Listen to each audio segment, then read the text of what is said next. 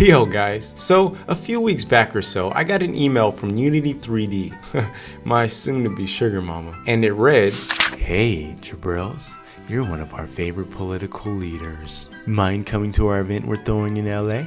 No strings attached, just come and enjoy it." What? Heck yes, I'll be there. And so today, I just want to talk about that experience with you guys because it was quite a fun one. And I think you're in for a real nice treat. Let us begin. So, day one, and I started off the day all types of wrong. Long story short, I missed my train. You see, I'm the furthest thing from being a morning person. And with that, I often forget the rules that come with doing morning people things. What am I talking about, you ask? Morning rush hour traffic. I thought I'd be able to get up at 6 a.m., shower and get to the office by 7, do a little work until about 7:30, and then get to the train station about 8 a.m. or so for an 8:30 a.m. train departure. But, yeah. Morning traffic itself took about an hour. And I'm not going to dwell on this too long, but as I pulled up to the train station, I watched my train depart right before my very eyes. It was pretty soul-crushing. Mostly at the fact that Unity had arranged for me to do an interview, and missing my train meant I would have missed that obligation. But thanks to Quill18 for swapping time slots with me. Quill, you're the hero that Gotham deserves, man. Anywho, it was pretty easy to reschedule my train. So about an hour later, I finally got aboard the train. And this was my first time riding the train for such a long distance. And man, was it fantastic. I was able to comfortably sit in the living room of my Aspen cabin and watch Netflix, work on my Steam game, check out awesome scenic views up the coast, and all with so much extra space to spare. I loved it. After a few quick stops up the coast, I finally got to my hotel, and would you look at that view? Absolutely despicable. But I mean, hey, I'm not complaining. Thanks again for the room, Unity. Now, due to missing my train, I missed most of the panels that I wanted to see. So, I mostly just wandered room to room waiting for my interview to start. I chatted with some folks, and even ran into a couple of viewers. So much love to you guys for the support, man. My goodness. Then, after my interview, I headed over to the venue where Unity was hosting their keynote. And I mean, no surprise to me, but they have some really cool stuff coming. Here are some of my favorites. The FPS sample, which is essentially a production-ready game that is fully open source. You're able to load it up and reverse engineer it with no restrictions. They also have some really useful custom libraries that has shipped with it as well. Their networking solution is one that I'm most jazzed about, so I can't wait to get some time to check it out and take it apart. The Mega City demo. Though this project isn't public yet, just seeing what Unity's new ECS can do is incredibly inspiring. I dream of a future where you can easily simulate an entire city down to each individual citizen. And this is just a fantastic feat that is only one step closer to that dream. P.S. If you're interested, in the description is a link to my first ECS project. And yes, of course, it's Dragon Ball Z themed. Full video on ECS coming sometime, I don't know. The Visual Effects Graph. Though I don't fully understand how this is different from the shader graph yet, from the looks of it, it looks wicked cool and I'm sure it makes doing VFX a lot easier. I can't wait to explore this. Then there was the Baymax Dreams real-time workflow demo. Now, I don't think this is at all public or even has any plans to make this public seeing it's a Disney product, but just seeing the workflow for a professional production working in Unity was incredibly inspiring. I remember a few years ago when I started with Unity, one major pain point was trying to make cinematics without having to build your own cutscene editor. But to now see a huge production studio like Disney using Timeline and Cinemachine in Unity for their show is just, mwah, beautiful work, Unity. Keep it up. Love ya. But yeah, the keynote was really cool. But after the keynote is when the real party began. I went back to the hotel to do a little hotel game dev before bed, which, mind you, is the best type of game dev. Man, I can't wait to ship this game. Now, on day 2, I'm not gonna lie, it started off pretty slow. I was able to catch a couple of panels I wanted to catch, but I quickly learned that live panels are not the same as watching them online. You see, oftentimes when I find myself watching a talk on, say, like Cinemachine for example, I usually have my engine and IDE open, or I'm stuck on solving some problem and I'm ready for some instructions or inspiration. And watching talks outside of this context just isn't the same if you aren't currently doing R&D in that area or have a burning question that you want to ask the presenters. So with this in mind, and knowing that most, if not all Unite talks will be uploaded to YouTube, I explored the expo hall a bit. And that is when my entire Unite LA experience changed. Just like that. I ran into a Google employee on the AR core team named Druv, and he pointed me to the AR core workshop upstairs. Wait a second. You mean to tell me within the next hour I am guaranteed to get an AR build working on my phone? Yeah, man, that's right. Fam, say no more. Sat through the workshop, and just as promised, I was able to get their Hello World AR core demo running on my phone.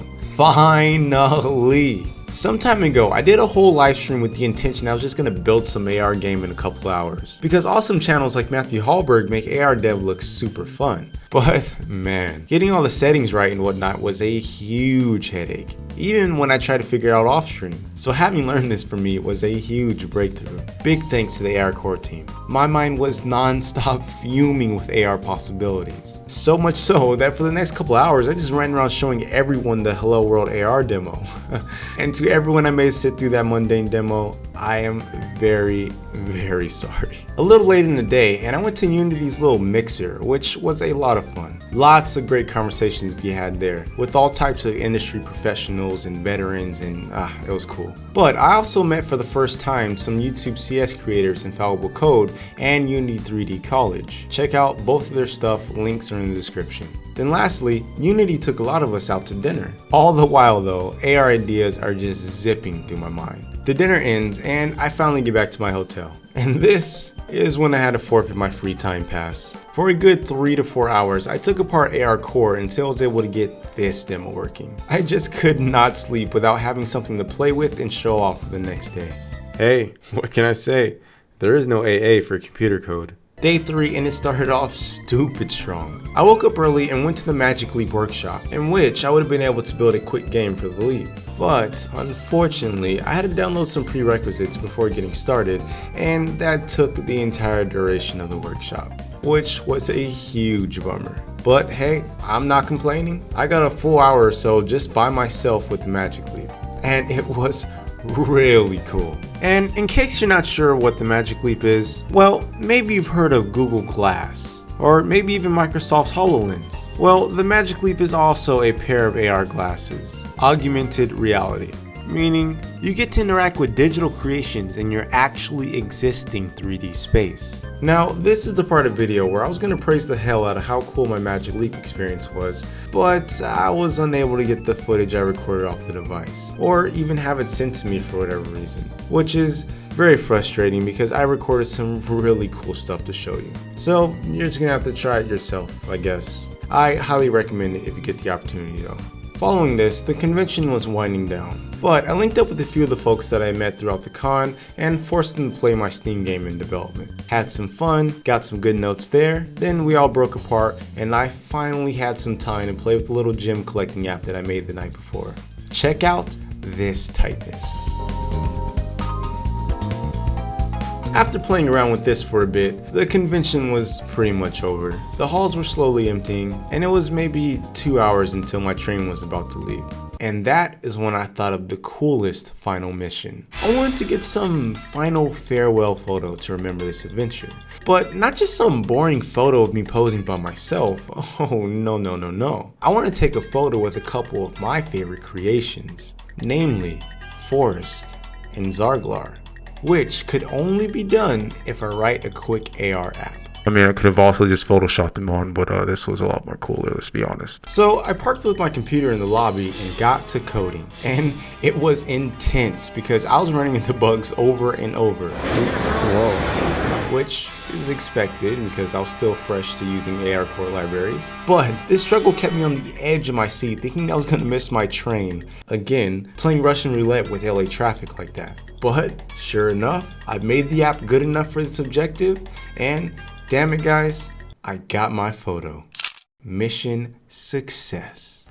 And on top of that, I was able to get to the train station with time to spare. Even though I had no real expectations for this trip, it turned out to be miles cooler than I ever even imagined. And best of all, I now have a new tool to add to my computer science toolkit. What great fun this has been. And Unity, thanks for treating a fanboy. hold on. 86 that end the video sadness, lads. Because we've got a sponsor this week.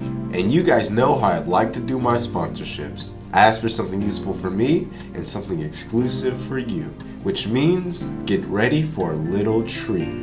You know I got you guys. This video is sponsored by ExpressVPN, and their slogan is, take back your internet privacy. And now, you're probably like, Jabril, what does that even mean? Well, the internet was founded on the principle that there are no data gatekeepers. And what ExpressVPN does is allow for you to mask your IP. So entities like your ISP, Facebook, ad companies, or even YouTube doesn't know who you are while using the internet. ExpressVPN has server locations in 94 countries, meaning no matter where you are in the world, you can get a low ping. And the best part is, ExpressVPN is offering you guys 3 months completely free with a 1-year package. So, visit the link expressvpn.com/hacks to begin taking back your internet privacy. But wait, there's more? ExpressVPN also offers a 30-day money-back guaranteed. So, considering that, there's no real strings attached. Give it a try, and if you don't like their service in 30 days or less, just get your money back. Thank you, ExpressVPN, for hooking us all up. Alright guys, I hope that you enjoyed today's episode. It's time for me to beg. Please do me a huge favor and subscribe to my channel if you haven't already. Hit that bell icon to be notified for when I upload the next video. Also, please come follow me on Twitter and Instagram for exclusive sneak peeks like this demo for instance. Ever since I traded in my free time pass, my brain has been forcing me to do a lot of AR recently. Lastly, if you're interested in supporting my work beyond YouTube, please consider becoming a patron on Patreon for patronage. I have some really cool reward ideas coming soon. And shout out to these top patrons for their support. But, alright guys, that's all I have for you this week. I hope to see you all next week. But, whatever the case may be, remember to always feed your curiosity.